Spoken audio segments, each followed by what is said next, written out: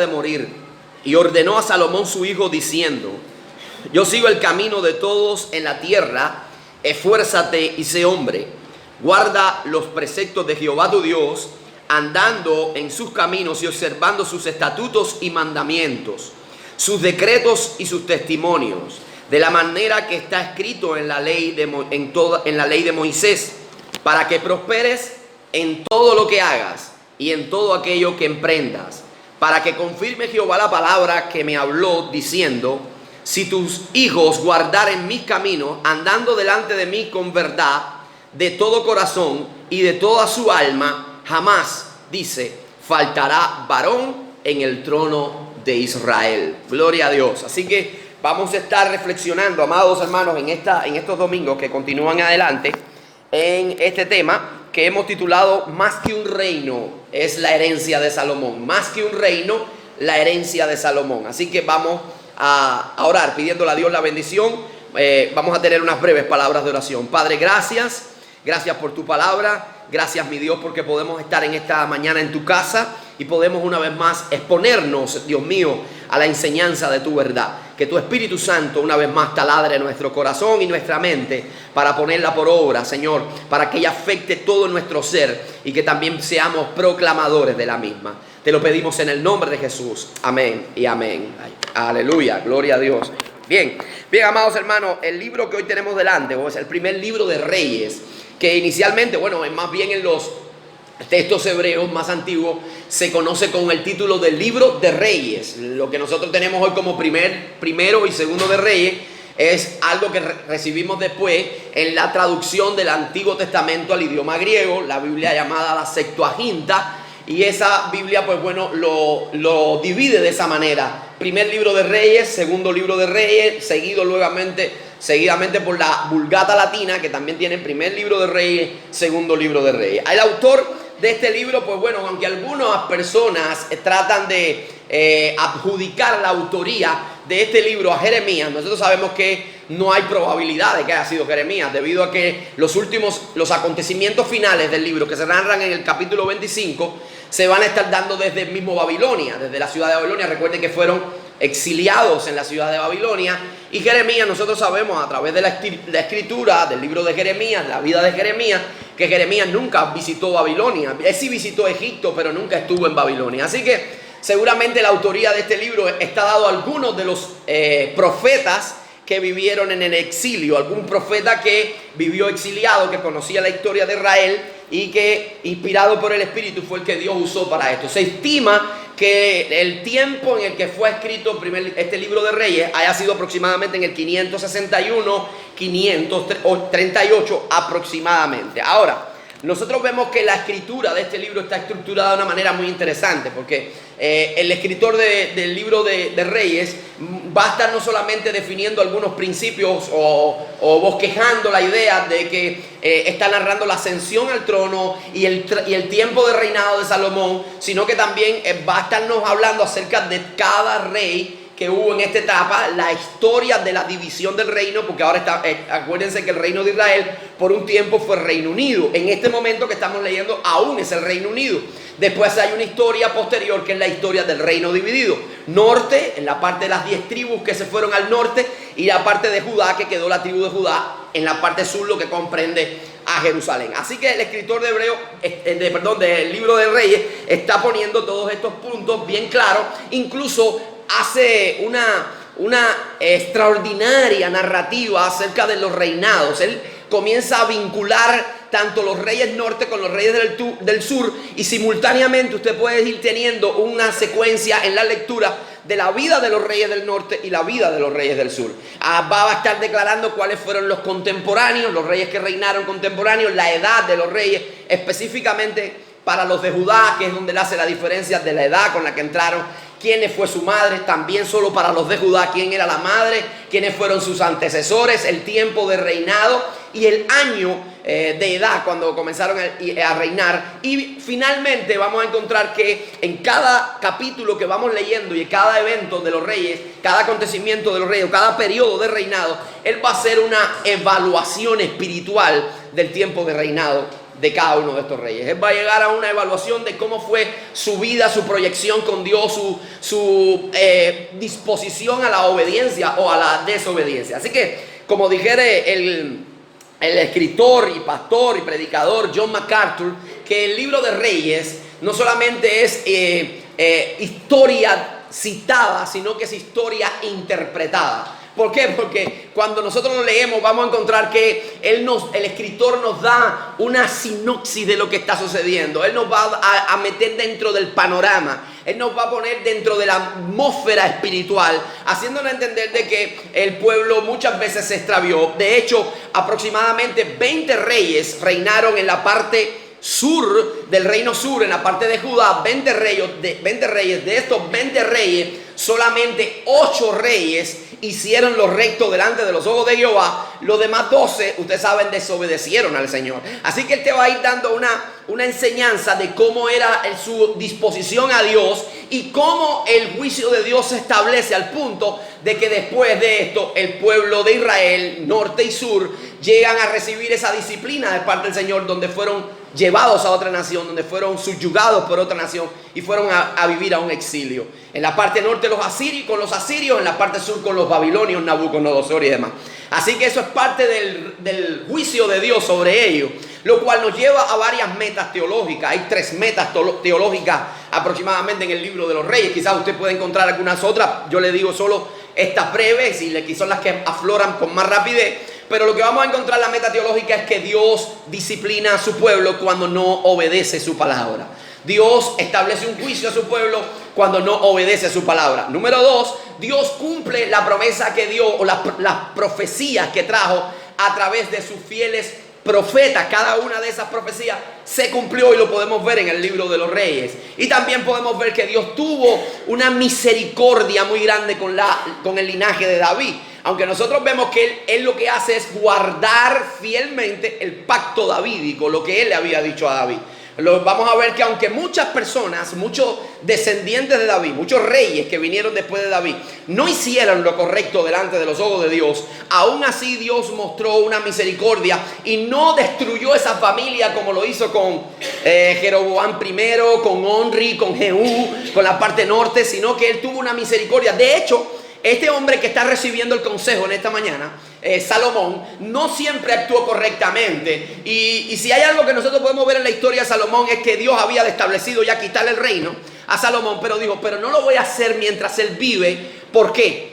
Por amor a David su padre. Por amor a David su padre no voy a quitar el reino de él, sino que lo voy a dejar para más adelante. Va a ser un juicio prolongado, va a ser un juicio más adelante, pero por amor. Así que él guardó el pacto a David. Ahora, lo que nosotros tenemos delante hoy es una etapa que nosotros pudiéramos definir como una etapa de transición.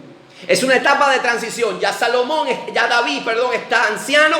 Ya David no es el mismo David que nosotros vimos corriendo por los farallones detrás de una oveja. No es el mismo David que andaba persiguiendo filisteos. No es el mismo David que peleó con el gigante. Ahora es un David ya anciano. Es un David que los años han desgastado su cuerpo. Ya no tiene la misma energía. Ya está cansado, está agotado. Así que él dice, ya mi tiempo pasó. Ya mi tiempo se acabó. Ya mi estancia en la tierra se está llegando a su fin. Así que esto es un tiempo de transición. Y comienza a trabajar en pos del futuro y a pasarle el reino a su hijo Salomón. Así que las etapas de transición, amados, son muy interesantes en la vida. ¿Sí o no? ¿Cuántos están de acuerdo conmigo? Y son interesantes porque cuando hay una etapa de transición, eso nos permite a nosotros hacer un stop en nuestra vida y hacer una evaluación de nuestra vida.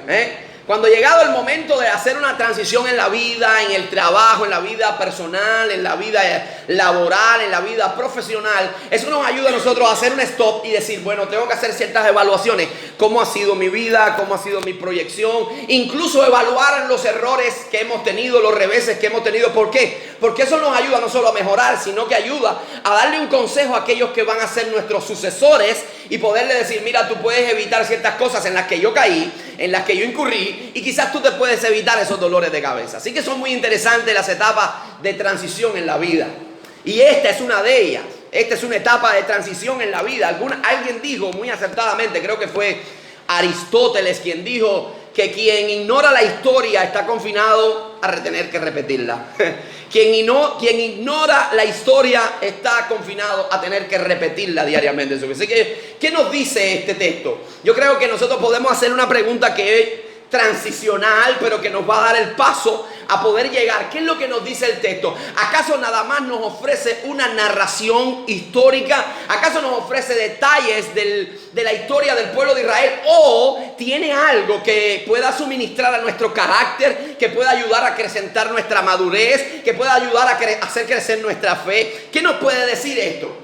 Y yo creo que sí tiene mucho que decirnos. Y yo solamente voy a hablar en esta mañana parte del primer punto. Sí tiene mucho que decirnos. Y lo primero que nos tiene que decir es acerca de la persona de David, del rey David. Lo primero que nos dice, y los que toman nota pueden tomarlo ahí, es que David era un hombre de pensamientos claros y una amplia visión.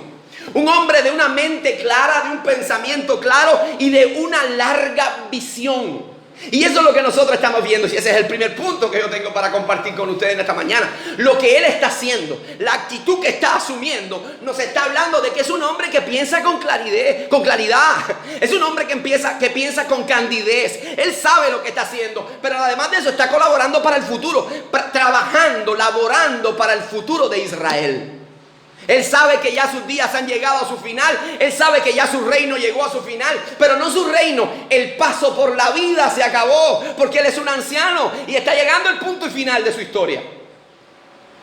Así que nos dice, lo primero que nos dice de la candidez del pensamiento de David es que él está muy claro que la vida del hombre es temporal. Que la vida del hombre es muy corta en esta tierra. Es como un pequeño suspiro. Yo no sé si usted ha pensado en eso, pero el hombre de hoy trabaja como si él fuera a vivir toda la vida y se aferra a lo material como si fuera a tener por siempre. Y la vida es un instante, amado. ¿Usted lo sabía? La vida es un segundo. Cuando usted va a la Escritura, usted se va a encontrar que el apóstol Santiago, cuando habla acerca de la brevedad de la vida, él va a decir, es como la neblina que está por un corto tiempo. Usted no se ha levantado una mañana, en esta semana, en uno de estos días de esta semana, había una neblina impresionante. Algunos no llevan a los niños, algunos dicen, espera que suba el tiempo para mandar a los niños a la escuela, porque usted sabe, que usted dice, lo voy a mandar más tarde, porque usted sabe que va a llegar el momento que esa neblina ya no va a estar. Y así es la vida. Hoy está, mañana ya se acabó. Y el mismo escritor de Salmos, este mismo David, él mismo habla acerca de ese tema. No es algo que él está descubriendo ahora en el ocaso de su vida. No, él lo sabe, ya él lo escribió. Y él dice, pusiste término corto a mis días y han sido corta mi edad delante de ti. Dice el salmista en el Salmo 39. Pusiste término corto a mis días. Amado, la vida es breve. La vida es corta. Y eso nos debe llevar a una pregunta. Y a una pregunta que tiene que ver con nuestro estado de eternidad. Es una pregunta que todo hombre, filosóficamente todo hombre se hace diariamente. ¿Hacia dónde voy? ¿Hacia dónde voy? ¿Por qué? Porque la vida es corta, amado. Mire 4 años atrás. Yo ayer tenía 30, hoy tengo 42. Mi hija ayer era una pequeñita de 3 años, hoy es una adolescente. ¿Sí? Yo veo a los muchachos aquí en la iglesia. Cuando yo llegué aquí, Basti era una niñita, Marquito no levantaba una cuarta del piso, Daily, niños. Ya hoy son jóvenes, adultos casi. El tiempo va pasando, los días corren y nos debe hacer pensar qué va a pasar con nosotros. Nos debe llevar a pensar hacia dónde vamos nosotros. Y sean dadas gracias a Dios siempre en que la Biblia nos da respuesta a esa pregunta. La Biblia nos dice que nosotros sí extraviamos desafortunadamente acabamos con el plan como hombre. Desafortunadamente rompimos el plan, el proyecto, la ideal que Dios tenía para con nosotros. Entró el pecado en el mundo. Ese pecado atrajo como resultado la muerte. Eso trajo sufrimiento, eso trajo deterioro. Pero nosotros sabemos que nunca hubo un plan B, sino que el mismo Dios estableció la forma de traer restauración al hombre. Y dice que el Cordero estaba inmolado desde antes de la fundación del mundo. Y el sacrificio de Cristo nos inserta nuevamente en el ideal programa de Dios. El sacrificio sacrificio de Cristo nos pone de frente a la eternidad y nos da una eternidad, nos ofrece de gozo, de plenitud de vida. Por eso el Señor Jesucristo en Juan 6:47 nos dice: de cierto te digo que el que cree en mí tiene vida eterna. Tiene vida eterna. Amado, esto que está haciendo David nos lleva a pensar en nuestra eternidad. Porque la vida va pasando. ¿Y qué va a pasar con nosotros después de? ¿Qué va a pasar con nosotros después de? Bueno, pues dice la palabra que los que están en Cristo tienen vida eterna. El problema está resuelto. ¿Cuántos dicen amén a eso? Amén. Y como segundo elemento que nos lleva a pensar, amado, es que somos un eslabón en el gran programa de Dios. Somos solo un pequeño eslabón en todo el programa del propósito de Dios. Y eso no lo digo yo, sino que lo dijo un pensador llamado William Barclay. Dice que cada creyente, cada cristiano debe entender que es solamente un eslabón entre una generación y otra. Solamente, y eso es lo que está entendiendo David. Yo solamente estoy un eslabón, yo voy a pasar, pero tiene que llegar otro. Ahora, la pregunta es la siguiente: ¿qué estamos haciendo para dejar una impronta en la historia y en las generaciones futuras? ¿Qué estamos haciendo para eso? ¿Qué estamos haciendo para afectar a los que vienen después de nosotros? ¿Qué estamos haciendo para dejar una herencia espiritual a esa gente, de valores a esa gente? ¿Cómo estamos trabajando para ello? Cuando nosotros vemos la vida de David, yo no estoy diciendo que David era infalible, amado. No. David no era infalible. Él cometió errores. Muchos errores. Pero cuando vemos la vida de David, es un hombre que caminó con el Señor, que amó al Señor, que buscó a Dios, que se humilló delante de Él. ¿Cuántos han leído la vida de David? A ver, levánteme la mano. Si yo me atrevo a hacerle una pregunta, ustedes me contestan. Voy a hacer una dinámica rápido, que ya estamos terminando. Vamos a hacer una dinámica. Alguien que se haya leído la vida de David, a ver, me levanta la mano de nuevo. Ya sabe que vamos a hacer una dinámica, nadie la levanta. A ver, yo quería verlo valiente. Primero, ya. Ahora, Tapia. A ver, ¿alguien más? Dos más, a ver, alguien que se haya leído la vida de David. Josué, ¿alguien más? Daisy, Daisy, Josué y Tapia, vengan acá al frente un momentico. Vengan acá. Ahora vamos a darle una mano. Vamos a darle un regalo a Josué, Tapia, Juan Carlos Tapia y Daisy Sánchez. Ustedes van a tener el sábado comida doble. Yo, tú le puedes dar doble tanque. Ese es lo único que lo vamos a hacer. A ver, vamos a hacer algo. Ustedes han leído la vida de David. Vamos a pensar en 5 segundos, vamos a pensar en un evento de la vida de David que haya llegado a su vida y ustedes van a decir en una o dos palabras ese evento. ¿Qué es lo que ven ahí en ese evento? Algo de la vida de David, de la persona de David. Espérate. 5 segundos.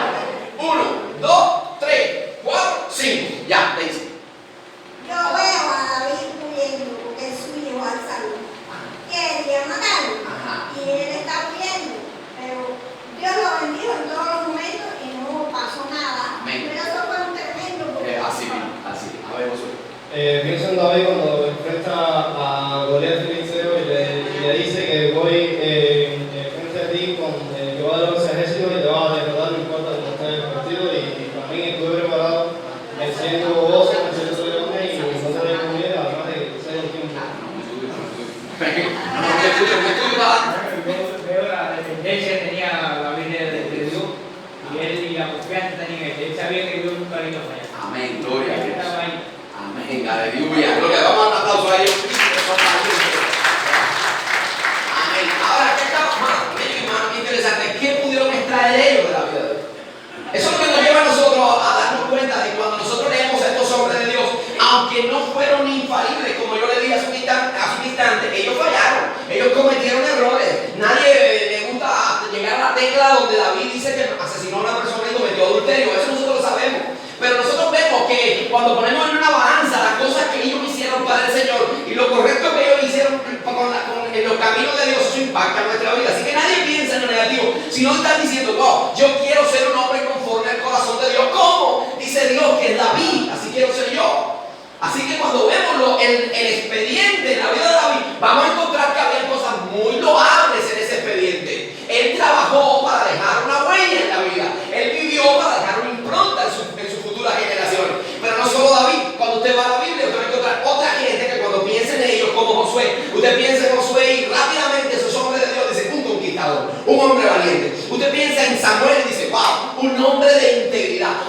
piensa en Moisés, dice, wow, un hombre obediente que lideró al pueblo a través del desierto y lo hizo ver las grandes obras de Dios y los grandes milagros de Dios. Usted ve todas esas cosas preciosas porque esa gente vivieron para dejar marcada a las generaciones futuras.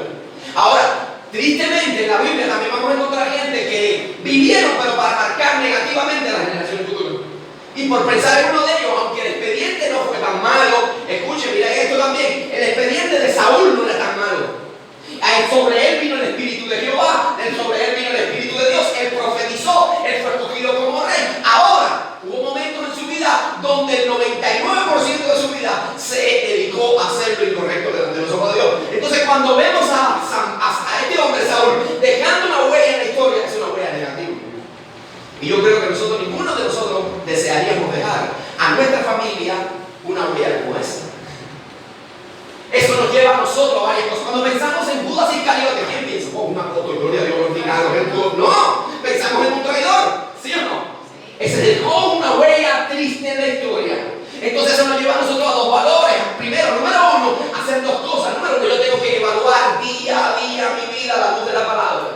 Yo tengo que evaluar todos los días mi conducta, mi comportamiento, porque yo tengo gente a las cuales impactar en mi territorio, en mi comunidad, pero mayor de todas, la mayor conquista, mi familia. Mi familia, que me conoce 24/7, que sabe quién soy yo todos los días. Usted quiere saber quién es su nombre. No busque la opinión de los hermanos de la iglesia, que la hermana lo ven el domingo. Hable con su esposa. A ver quién es ese tipo. Todo el mundo aquí es perfecto, el otro, vos sos perfecto. No, tenemos. Entonces la mayor conquista es esa familia. Entonces yo tengo que dejar una huella en ellos. Yo tengo que trabajar para esto. Y tengo que cambiar lo que tiene que ser cambiado. Tengo que redireccionar mis pasos si tienen que ser redireccionados. Tengo que quitar algunas cosas y tengo que incorporar otras que la palabra de Dios me dice. ¿Por qué? Porque yo estoy trabajando no para pasar la vida, no para matar el tiempo, no para pasar un tiempo hibernando en esta tierra, sino para afectar a las generaciones futuras. Y yo no puedo ser un Hitler, yo no puedo ser un Franco, yo no puedo ser un Stalin, yo tengo que ser un hombre que deja algo positivo. ¿Cuántos dicen amén? Entonces, diariamente hay que hacer una evaluación de nuestra conducta. Diariamente yo tengo que caminar y registrar mi vida para saber qué es lo que tengo que hacer conforme a la luz de la palabra. Y finalmente, tengo que descubrir cuál es el propósito de Dios en mi vida.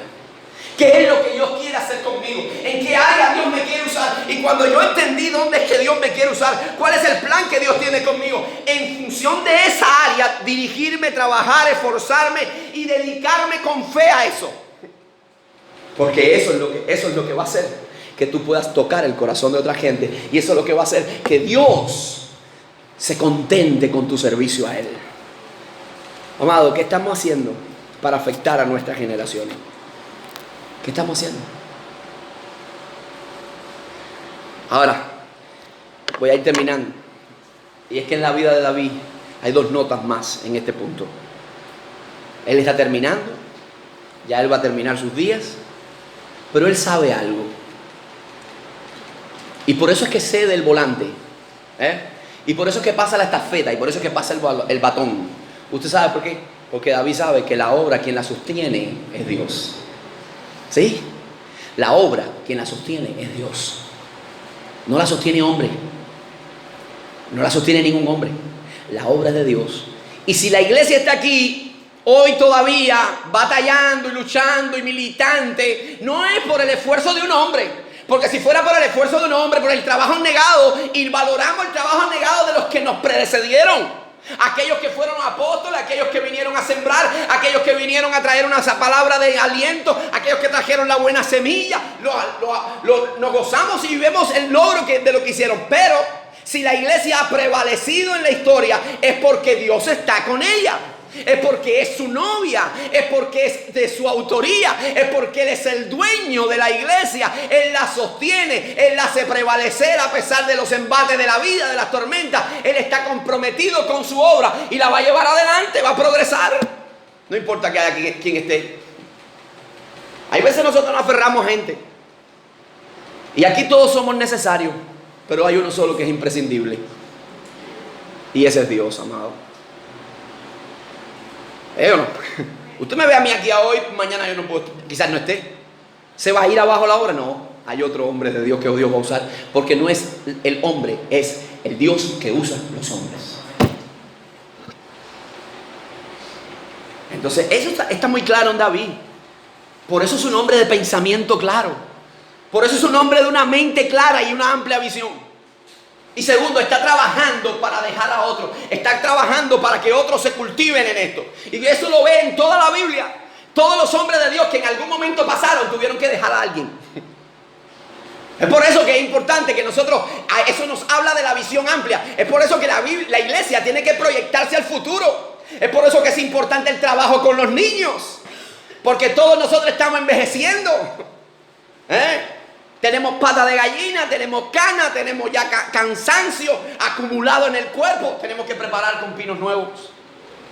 Gente que van a ser los jóvenes del mañana, los juveniles, los jóvenes, los futuros diáconos, los futuros pastores. Yo no veo a Elías ahí enquistado. No, yo. Tiene que haber un Eliseo. Yo no veo a Pablo. No, yo. Tiene que haber un Timoteo. Tiene que haber un Tito. El mismo Jesucristo dice 12 apóstoles. Y estos 12 apóstoles los voy a preparar para que ellos hagan lo que yo no voy a poder hacer. ¿Por qué? Porque mi tiempo es limitado.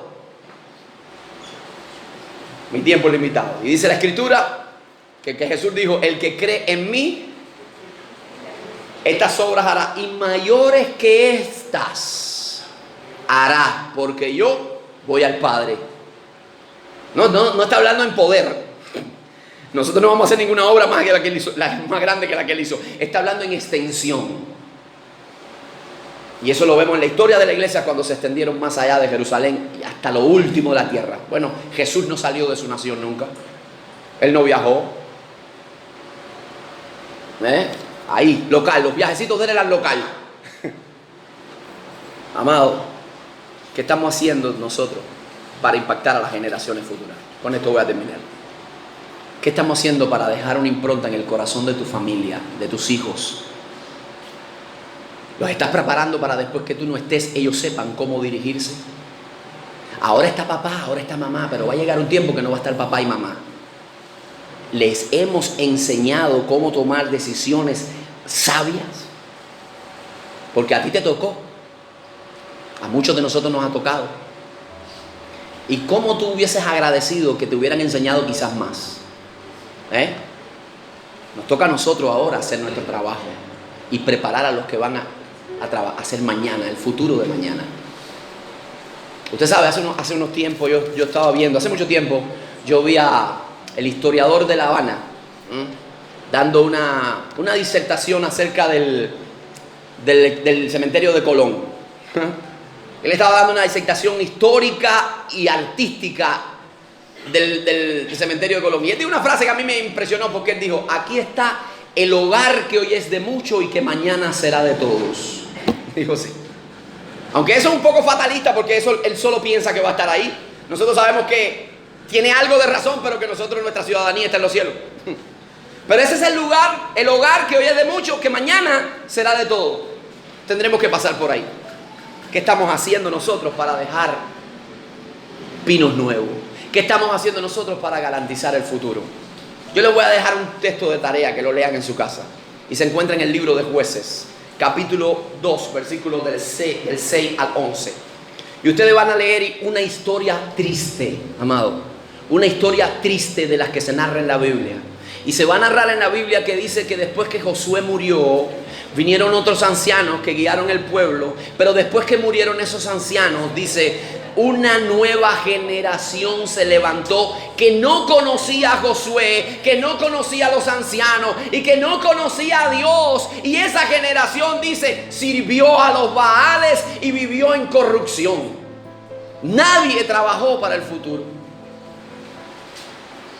Amado, cuando usted ve a una maestra dándole clase a un niño, péguese ahí, ayúdele en algo. Y no estoy diciendo esto porque esto quiero que vayan ahí ahora. No. Ore por esa persona. Apoye en lo que haga falta. Porque usted no está trabajando para su hoy y su ahora. Usted está trabajando para el futuro en la obra de Dios. Y usted no sabe mañana, que la vida da tantas vueltas. Si mañana que hoy tú recogiste en la escuela dominical y le diste 3 jalones para llevarlo para el aula, mañana sea tu pastor en tu iglesia. Mañana sea el hombre que te case a tus hijos. Mañana sea, bueno, si tú no vas a ver eso, el que despida tu duelo, tu entierro. Yo te lo digo después cuando lleguemos al cielo. Pero trabajemos, amados, en función de impactar las generaciones venideras. Ese es el sentido de David. Ese es el deseo del corazón de David. Tú no estás para matar el tiempo. Alguien dijo, el hombre que vive para matar el tiempo, termina el tiempo matándolo a él. Usted no está aquí para ver la vida pasar. ¿Qué estás haciendo para marcar el corazón de tu gente? No seas más pasivo. Procuremos que el 2020 sea un año donde nosotros estemos haciendo algo, poniendo al menos un grano de arena, aportando algo a la gran edificación de trabajar en pos de los que vienen después de nosotros, para la gloria y para la honra de nuestro Señor Jesucristo. Oramos.